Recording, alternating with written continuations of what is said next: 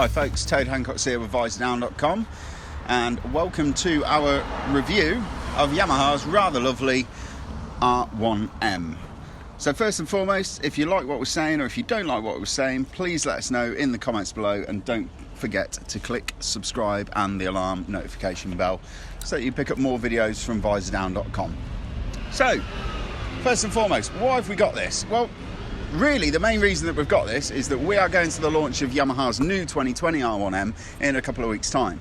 And I'd never ridden the trick electronic suspension latest generation version of the R1M. So Yamaha very kindly lent us one for a couple of weeks, and we've had a right blast on road and on track. So I thought we may as well tick off a little bit of a review and just tell you a little bit more about this before the new bike comes out in a couple of weeks' time. So as ridden, the list price for this machine is £20,199, and I think that's pretty good value. When you look at the competition, you look at some of the other sort of top flight homologation superbikes that you can buy. I mean, V4R is like £34,000, so that's very, very good value for money. PCP deal on this, if you put down 5k you can get about £183 a month if you're doing 4,000 miles a year, with an 11k final payment if anybody actually ever pays that. Just hock it in and get a new one. So into the engine. This is a 197 horsepower CP4. So the CP4 down here means still hot, cross-plane 4. So the engine on this and the way that power is delivered is probably the closest internal combustion engine that you can get to the way that an electric motor delivers its power and the way an electric bike gets down the road. It's got a properly really nice exhaust tone on this as well. When you get on the pipe and you're in that fat bit of the rev range and the torque range, it really sounds like a MotoGP bike. I mean, it's just properly lovely in that respect, and it's just the engine is just a pleasure to use. The gearbox on it is obviously a 6-speed sequential with a quick shifter. We've got a wet clutch. I would say that the gearbox overall is really nice. It feels really taut, but the quick shifter sometimes makes it feel a little bit lumpy if you're not absolutely on it. But even at sort of mid speeds, the quick shifter can still sometimes have a little bit of a pause before it engages the gear, and there's a little bit of a lurch going on. Other than that, this is really a race bike for the road, so you're going to have to expect that there are more on-road compromises than there are on racetrack compromises. But for that, it doesn't detract from the riding experience in any way, shape or form. So the biggest difference between the standard R1 and the R1M is that the R1M gets this super trick electronic Öhlins suspension. So it's called the Smart EC control system, and you've got some really lovely looking 43mm anodized gold Öhlins front forks, and you've got a equally gorgeous looking Öhlins rear shock absorber as well. I mean, it's a really special bit of kit. You can actually feel the suspension firming up under really hard braking at the front end to give you some braking support, and you can feel it also sort of equaling that out with a little bit more sort of preload in the rear shock absorber as well. And it gives you a really weird sort of sensation that you can be sort of hammering down quite a bumpy road and quite a rutted road, and it kind of just glides over it all and doesn't upset the bike in any way, which is quite weird. I've just come back from riding Ducati's V4R, which is the homologation version of their top flight superbike, and that hasn't got the electronic suspensions fitted to it. It's just got standard Öhlins manual adjustable kit, and that would get really nervous if you hit sort of bumpy stuff on the road and it starts to feel like it was shimmying about.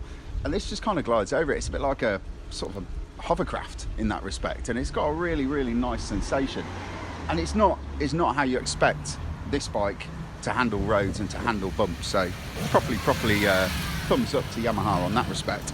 The only real gripe that I've got about the suspension is that it's got all the adjustability there, and you can go in and you can do it all, but it's quite fiddle to do. The TFT dash on the R1 is fairly small. It's really easy to read, but to go into the menus and so on and so forth, I find it quite complex. I think there are other systems out there which kind of do that whole user interface between the rider and the bike a little bit better. And as I said, I've been riding this for a couple of weeks now on road, and I was also lucky enough to take it to Silverstone's R1M masterclass. And that was properly where this thing came alive, was on the track at the newly relayed track at Silverstone. It is just an absolute pleasure to ride, and all of the compromises, kind of like quite a high seat, and the clip-ons are quite narrow, and it feels like you're putting your hands down inside the fairing and grabbing onto the front wheel spindle. All of that stuff absolutely just starts working when you're on track, and it all kind of makes sense, and it all adds to the way that you can ride the bike fast and the way that you can hang off the thing.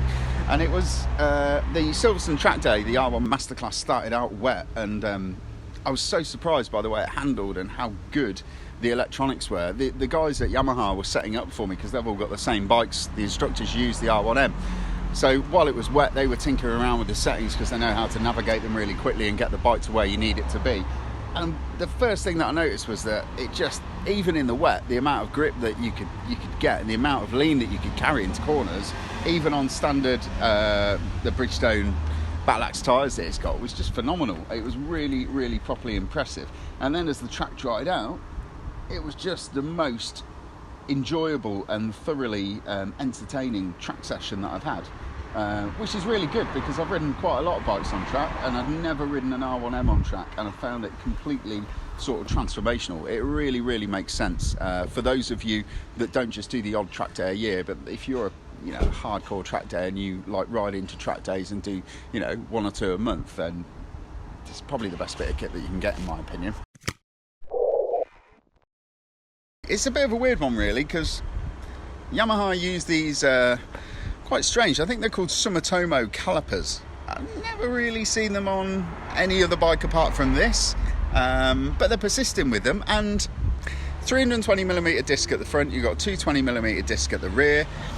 There's nothing odd with the brakes apart from the fact that it is a linked system, which on a superbike I find a little bit it's a little bit strange. It only really showed itself when I was at Silverstone in the wet, and you were going into Copse Corner, the first corner, and you're applying the front brake and you're loading up the front tyre a little bit, and then all of a sudden you feel the back end sort of starting to step out because there's a 2 or 3% trickle of braking energies go into the back wheel, and you kind of forget that it's there. Or occasionally if you're going around a corner, you'd sort of just dab the back brake just to pull the bike into the corner a little bit more, and the ABS would just instantly cut in even when you were just very gently touching the back brake. And that's because there's already braking power going to the back wheel as you're trailing that into the apex. I just don't, if I'm honest, I don't think a bike like this, for the type of rider that this bike is aimed at, I don't think it needs link brakes. I really don't. I don't know if there's a way you can remove it, but it's a little bit odd. Like I mentioned, the R1M to me feels like the Nissan GTR of the motorcycle world. It's just bristling with electronics and with technology and with gizmos. I mean, you even look at the switch cubes on each side of the bike, and they kind of look like PlayStation controllers. So when you're riding it, it kind of feels like you're playing Gran Turismo, because you've got these G meters, and as you pull the brake, there's a meter that shows you how much brake you're putting through the front wheel, and there's a G-force meter to tell you how fast you're just decelerating and accelerating, and that's all fantastic. But here's the thing, you can't look at any of that when you're going down the road, or even if you're on track. So it's kind of almost a bit of a waste of time. I think take away the G meters, take away the brake force thing, just give me a bloody fuel gauge, because the fuel light on this is like a tea-light candle. You cannot see it unless it's pitch black. You've got multiple riding modes.